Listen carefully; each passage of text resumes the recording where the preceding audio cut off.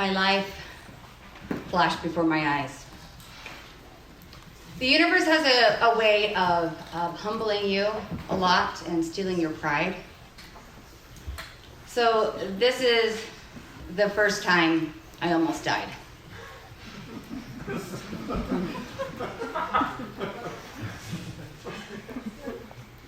A few years ago, I used to work for a national ice cream brand.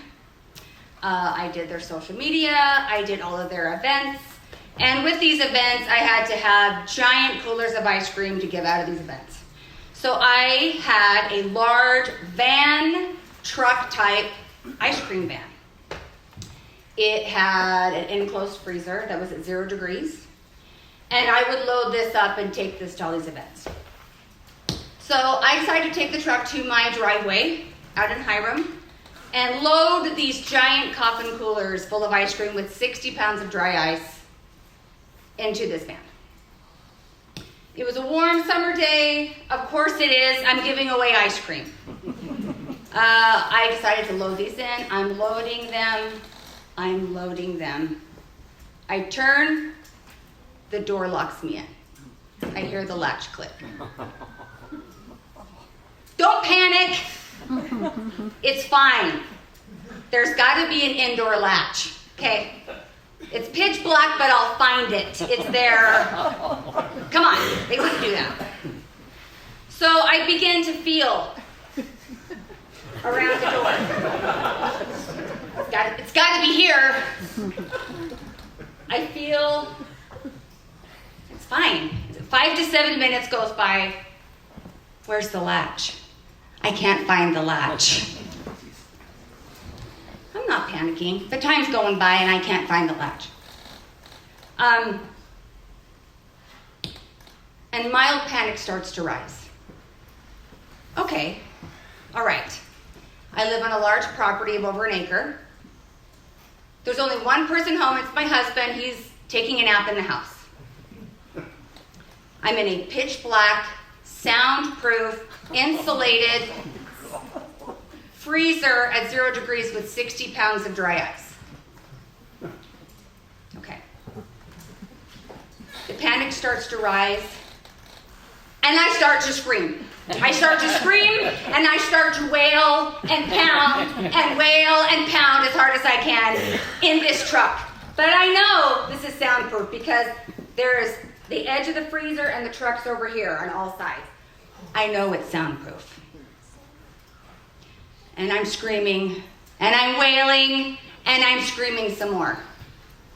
And another sensation hits. My throat really starts to hurt. It's just the screaming, right? It's just all the screaming. Then my lungs start to really burn.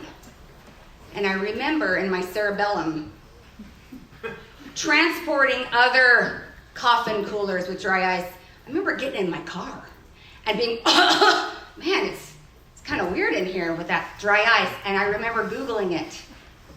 And that's not good for you in an enclosed space. It's dizziness, unconsciousness, and death.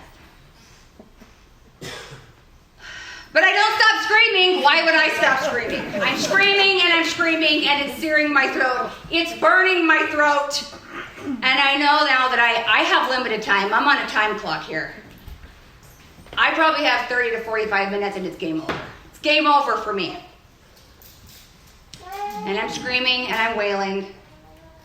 And another dark and twisty thought hits me. I remember as a teenager reading a book called The Darwin Awards.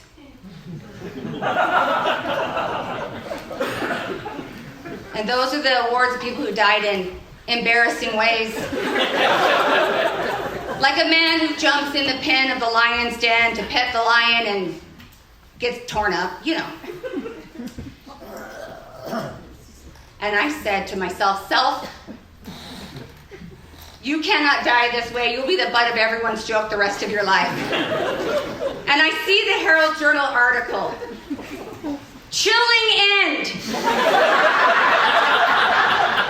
to a Hiram woman. I will not be the butt of these jokes. I will not die this way.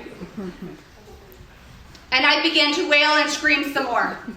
And right when I think I'm done for, I got nothing left, the door opens and I see light.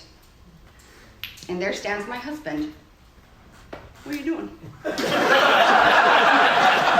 going on?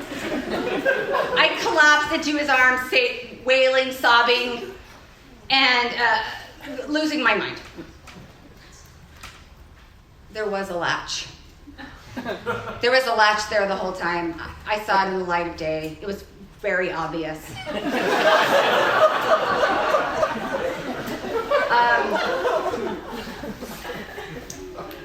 My husband thought I was a drama queen until 3 days later I still had no voice and I was covered in bruises all over my body from screaming and kicking and wailing for about 30 to 45 minutes in the van. And he looked at me wide-eyed after 3 days and goes, "That was kind of scary." Like, that was kind of scary. You could have died. Yes, my dear, I could have died. To this day, I still think of that possible Herald Journal article. She came for a treat. She left on ice.